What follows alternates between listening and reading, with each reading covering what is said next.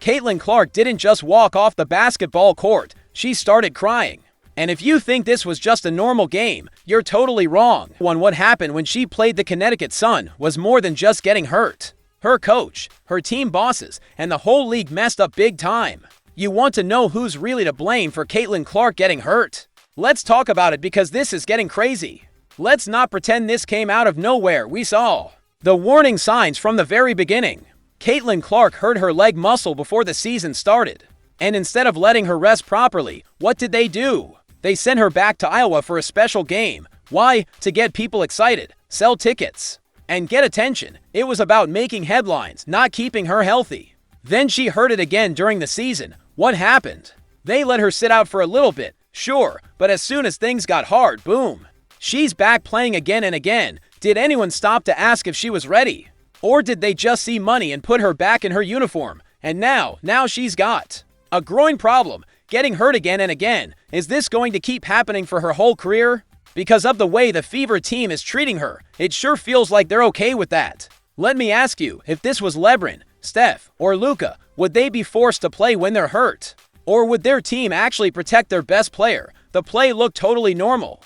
Clark made one of her amazing passes, a sneaky pass behind the defense. The crowd loved it. Classic Caitlin. But then she didn't run back. She stopped, grabbed her groin area, took one step, then two, and then bent over. You could feel the whole arena get quiet. The camera showed her holding her hip tight. Her face showed everything. She tried to be tough because that's what she always does. But then she walked off, and I mean walked off, not jogged, not high-fived. Her teammates, when leaving, walked, limped, straight to the bench, head down. No drama, no faking, just real pain. And I don't know about you, but I've never seen Caitlin Clark cry like that ever. She's been body slammed, thrown to the floor, and hit in the face. And not once has she shown her feelings like that. So, what does that tell you? You know what's crazy? This league has thrown everything at her. Literally, Kennedy Carter body slammed her. Marina Mabrey tried to knock her down. She's taken hits every game. It's like she's getting beaten up in a parking lot, and still no tears. She stands up, brushes off the hit, and keeps going. But not tonight. Tonight was different when Caitlin buried her face in that towel. That wasn't just pain. It was being completely worn out. Tired in her body, feelings, and mind. You could see it. She finally reached her breaking point. And it didn't come from someone hitting her. It came from her own body giving up on her. That should scare everyone who runs that team. Because when someone that tough finally breaks down, it means they've been pushed too far. And for what? To beat the Sun in July, to sell out another away game. What's the cost? You don't run your superstar into the ground before the All-Star break and expect her to stay quiet forever. What do you think Clark was thinking when she was sitting there crying? Do you think she's starting to question everything? And just when you think the night couldn't get any worse, here come the refs. From the start, they let Connecticut get away with murder, grabbing, holding, and pushing Clark every time she tried to get open. And the whistle is nowhere to be found. By the third quarter, she'd had enough. You could see her yelling after every time they didn't call a foul. And then during a review, the camera zooms in, and clear as day, she turns to the ref and says, "Grow up, straight up, no filter, no fear, just pure anger." Can you blame her? This isn't new. She's been the target of rough defense since game 1. The difference tonight was that she couldn't hide the anger anymore. And honestly, I'm glad because someone had to say it. The refs haven't protected her. Her coach hasn't. So she finally said it herself. But let me ask you, why is she the only one fighting for her own safety?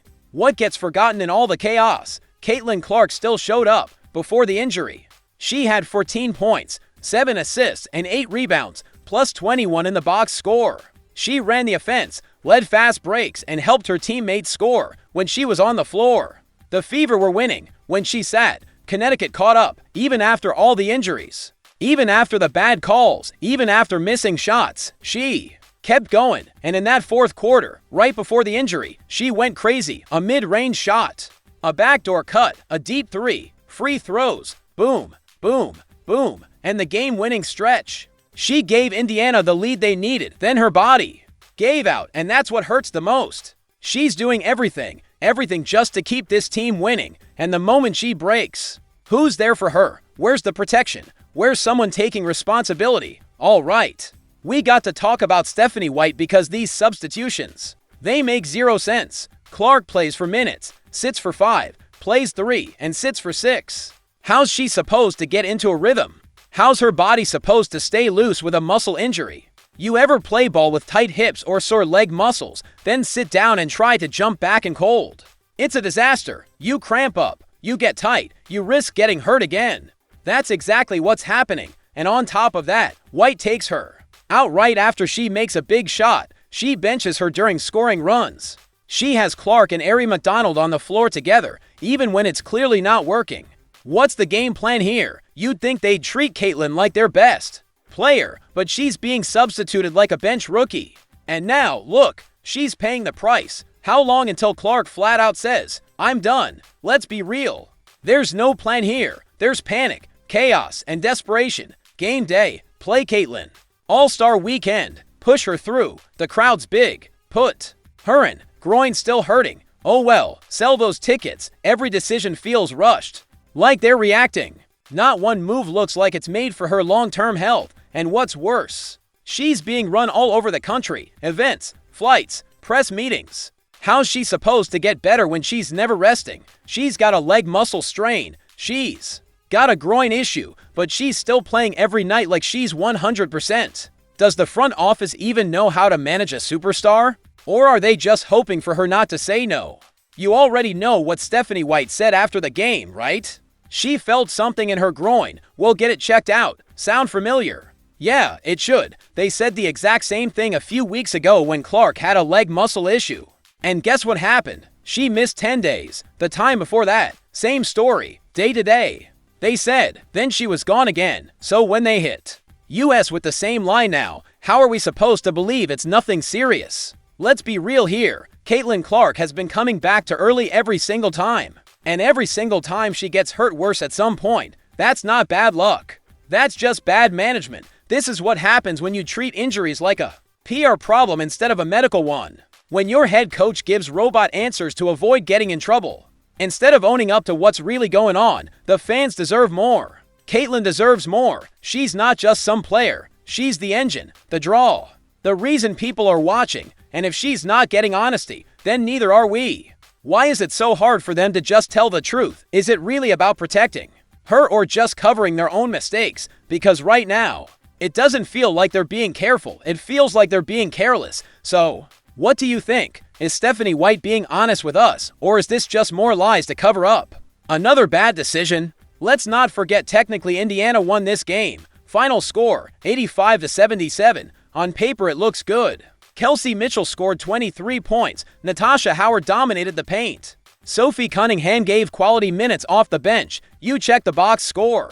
And everything looks good, right? But here's the thing. None of that really matters now. Not one bit. Because the only thing people are going to remember from this game is Caitlin Clark limping off the court in pain, tears running down her face. That image is going to stick with fans a lot longer than the final score, and honestly, it should. A win is nice, but when your star player, the face of your team, and honestly, the face of the entire WNBA, is breaking down physically and emotionally in front of the world, how do you celebrate that? How do you walk into the locker room smiling when your leader is in tears? Tonight should have been a celebration, a confidence booster heading into the break. Instead, it turned into a massive wake-up call. What's happening behind the scenes? In Indiana, who's calling the shots? And why are they letting this happen? Coaching failure, medical failure, leadership failure. It all came crashing down in one game. So, I'll ask the question no one wants to answer. Was that win really worth it? Because from where I'm sitting, it looked like the cost was way too high.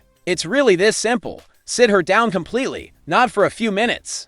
Not on a fake minute restriction. Just sit her, shut her down for a while. No three-point contest.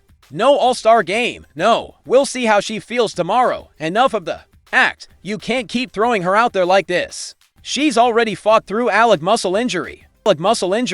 Now it's a groin issue. What's next? Are we waiting for a knee tear or an ankle rupture? Because if you keep pushing her body like this, it's only a matter of time before something truly serious happens. Let her finally heal the right way, and maybe, just maybe, she can return strong for the second half of the season. That's if she hasn't already checked out mentally from this team, because honestly, would you blame her if she did? She's being treated more like a product than a person. Like she's just a body to roll out for ticket sales and jersey sales, but she's more than that. She's your franchise. She's the one who filled arenas, broke viewership records, and brought eyes back to this league. So here's the question. Do you really believe the Fever are doing what's best for Caitlin Clark? Because of the way they're acting, it looks more like they're protecting business, not their player. And if this keeps up, don't be shocked if she eventually says, "I'm done." Don't be surprised if she walks away. Because right now, there's no sign they care enough to stop what they're doing.